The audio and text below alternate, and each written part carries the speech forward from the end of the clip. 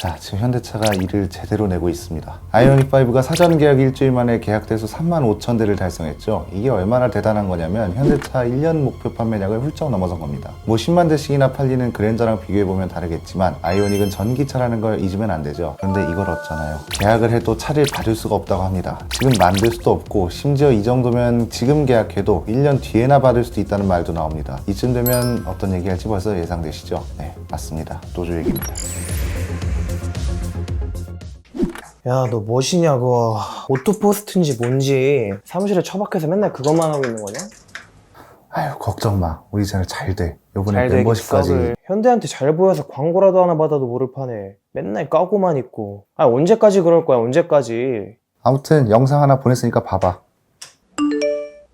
멤버십 가입 프로그램을 도입하겠습니다. 멤버십 보소? 시작해서 조력자, 내업자, 성공한겨?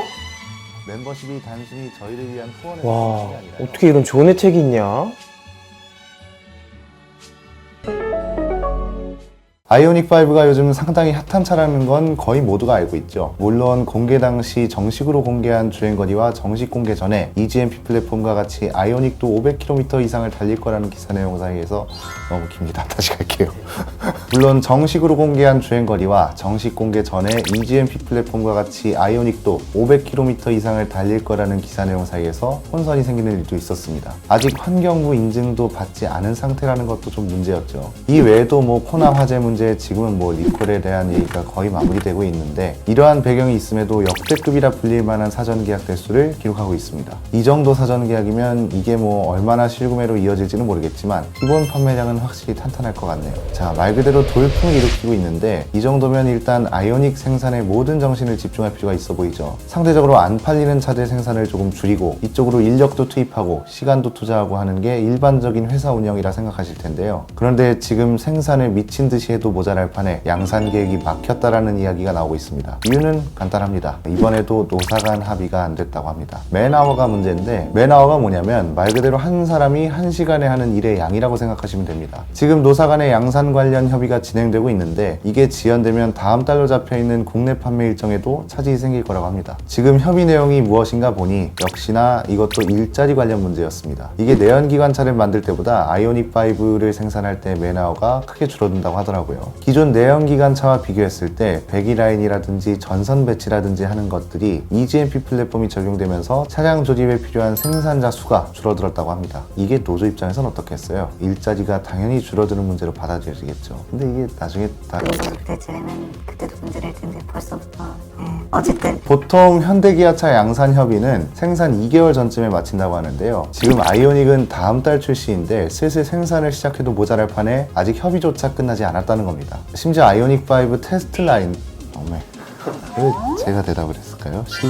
비슷한 것도 없었는데 심지어 아이오닉5 테스트 라인도 올해 1월에 가동을 중단한 적이 있다고 하는 걸 보면 노조 측에서 꽤 반발이 심한 것 같습니다. 이게 근데 이렇게까지 온 배경을 살펴보면 좀 황당할 수도 있습니다. 지금 현대차 전기차 P 시스템, 내연기관차로 따지면 파워트레인을 현대 모비스에서 생산을 하거든요. 그런데 작년 단체 교섭 당시 노조가 전기차 P 시스템을 우리 조립 라인에서 만듭시다 이렇게 요구를 했다가 대차게 거절당했습니다. 전기차 P 시스템 생산은 모비스에서 하고 조립도 간결해져서 생산자 수도 내연기관차만큼 많이 필요하지 않으니 노조가 긴장을 할 수밖에 없는 거죠. 일단 현대차는 조만간 아이오닉5의 생산을 시작하고 노조와의 협의에도 최선을 다할 것이라고 말했고 현대차 노조 관계자는 어려움이 있지만 사측과 생산 협의가 구분응선을 넘었다 이렇게 말해둔 상황입니다. 자, 이제 아이오닉5를 왜 1년 이상 기다려야 한다는 이야기가 나온지 아시겠죠? 현대차가 이렇게 생산 차질이 생기는 게 이번이 처음이 아닙니다. 앞에서 말씀드렸듯이 보통 2개월 전에는 양산 협의가 끝나는 게 일반적인데 다음 달에 출시 예정인 차가 아직까지도 협의 중이라는 거잖아요. 2017년에 코나 생산을 확대하려고 현대차가 생산 라인을 늘리자고 했는데 노조가 파업을 해버리면서 차질이 생긴 적이 있습니다. 이 당시 현대차는 기존 11라인에 이어 12라인도 코나 생산을 위한 협의를 진행했는데 한 달이 넘도록 노조 측에서 반발을 한 거였죠. 반발을 한 이유는 코나 물량 투입은 단체 협약을 위반한 강제 투입이다 이러면서 1공장에 파업 지침을 내렸던 거고요. 3,500명 중에 1,900명이 조업을 중단하는 사태까지 갔었습니다. 자, 방금 전에 말씀드린 단체 협약 잘 기억해 주시고요. 그리고 팰리세이드 사태를 또 봐야죠.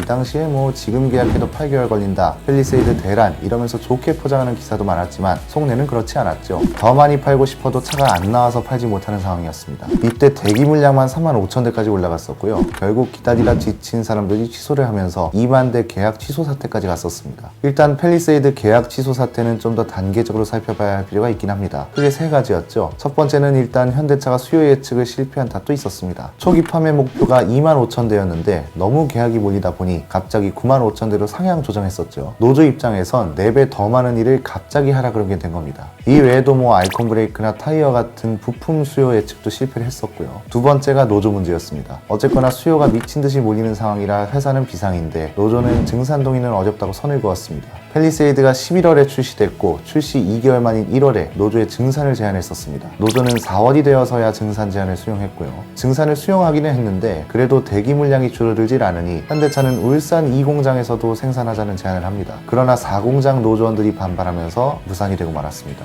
당시 보도에 따르면 노조가 반대한 이유는 생산량을 2개 공장이 나눠 가지면 4공장 근로자의 특근 일수가 줄어들어 임금이 감소한다는 것이었고요. 이 과정 자체가 좀 답답해 보이는데 어쩔 수 없습니다. 독소조항 들어보셨죠? 해외에서 생산하는 현대차를 국내에서 팔려면 노조와 합의를 해야 한다는 조항이에요. 이걸 굳이 왜 해야 하는 건지는 모르겠는데 어쨌든 이것과 비슷한 맥락으로 앞에서 나왔던 단체 협약이라는 것도 존재합니다. 이게 어떤 거냐면 차량을 생산하는 공장을 조정하려면 노조의 동의를 구해야 한다는 거죠. 팰리세이드처럼 만약에 수요 예측을 실패해서 중간에 증산을 해야 하는 상황입니다. 그러면 노조의 동의를 받아야만 대책을 실행할 수 있다는 겁니다. 세 번째는 이렇게 국내 물량이 포화한 상태인 와중에 미국 출시 물량까지 겹쳤다는 것이고요. 팰리세이드가 지금 아이오닉5하고 좀 상황이 비슷한 것 같죠. 현대차가 설정한 목표 판매량보다 훨씬 많은 사전 계약 대수 때문에 가뜩이나 생산을 빨리 준비해도 모자랄 판에 노조와 협의를 해야 해서 양산 계획을 완벽하게 잡지 못하고 있습니다. 그리고 설상가상으로 부품 수급 문제도 겹치고 있죠. 예를 들어서 지난 3일절에 울산 공장하고 화성 공장이 특근을 하지 않았는데 그 이유가 코로나19 때문에 중국산 와이러닝 하네스가 부족하기 때문이었습니다. 아이오닉 같은 경우는 지금 반도체가 또 부족하대요. 벌써 이것 때문에 소렌토 하이브리드 대기 기간만 5개월이나 된다고 합니다. 전기차는 내연기관차보다 이 칩이 많게는 300개 정도가 더 필요하다고 하는데 반도체 수급난이 올해 3분기까지 이어질 거라고 전망을 하고 있죠. 뭐 조금 늦은 감이 있지만 그나마 다행인 건 지금 삼성전자와 현대모비스가 뭉쳐서 반도체 수급난을 해결하겠다는 협의체가 정부 주도하에 나오기는 했습니다. 뭐 노조 협의 문제도 있지만 부품 수급 문제도 겹쳐있는 상황이라서 좀 더 암울하게 전망이 나오는 경향도 없지 않습니다. 그리고 아이오닉 사전 계약 대수가 워낙 많아야죠. 팰리세이드 뭐 8개월 걸려서 받는다는 얘기도 있었잖아요. 팰리세이드는 그래봤자 사전 계약 첫날에 한 3,500대 정도밖에 계약이 없었거든요. 그런데 아이오닉은 사전 계약 첫날에만 24,000대 정도를 기록했으니 팰리세이드보다 많이 기다렸으면 많이 기다렸지 적게 기다릴 것 같진 않네요. 아무리 생산 공정이 간결해졌다고 해도요. 부품 수급 문제까지 겹치면 진짜 1년 넘게 기다릴 수도 있게 되는 거죠. 뭐 어쨌거나 노조 협의뿐 아니라 부품 수급 문제도 있는 와중에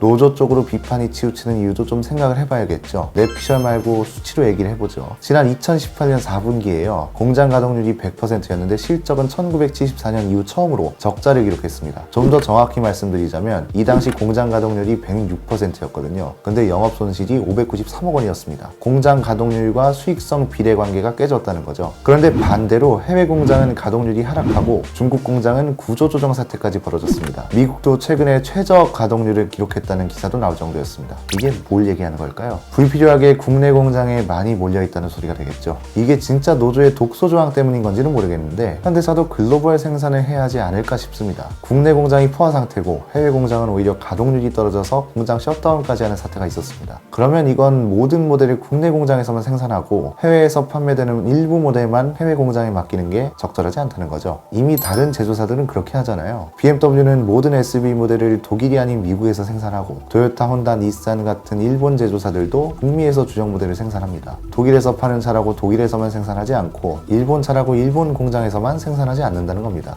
그럼 이건 무슨 소리예요? 한국에서 파는 차라고 한국 공장에서만 생산하려는 법도 없다는 얘기죠. 이런 노조와 생산 문제가 자연스럽게 품질 불량으로도 이어지니 소비자들이 당연히 화를 내는 겁니다. 고객한테 줄 차로 카풀하고 QC라는 직업이 진짜 있나 싶을 정도로 심한 불량으로 인수거부까지 가게 만들고 심지어 볼트 같은 걸 제대로 조이지 않아서 시트로 빠집니다. 밥그릇 싸움이 당연하긴 한데 중요한 건요. 밥그릇이 노조한테만 있는 것도 아니죠. 자동차를 사는 사람들도 다른 데 가면 노동자입니다. 돈을 지불했을 때 그 돈을 지불한 게 정당한 행위가 돼야지 손해를 보는 행위가 되면 안 되죠. 현대차도 난감할 겁니다. 뭔가 조정을 하려고 제안을 했다가 파업이라도 대규모로 해버리면 진짜 큰 타격이 가니까요. 전 세계 5위 자동차 제조사라는 말도 있고 이제는 뭐 테슬라도 씹어먹고 벤츠도 씹어먹고 화려한 기사들이 쏟아져 나옵니다. 아이오닉5도 역대급 역대급 사전계약 기록으로 말 그대로 빛이 나는 현대차죠. 그 속에서는 또 회사와 노동자가 서로 더 강한 빛을 내서 이기려고 하고요. 자, 여러 번 컬럼하고 영상에서 인용을 했었는데 경제와 정치를 잘 이해하고 있는 어느 작가가 한 말과 함께 오늘 영상을 마치겠습니다. 빛이 강하면 그림자도 짙다. 오늘의 시선 집중이었습니다.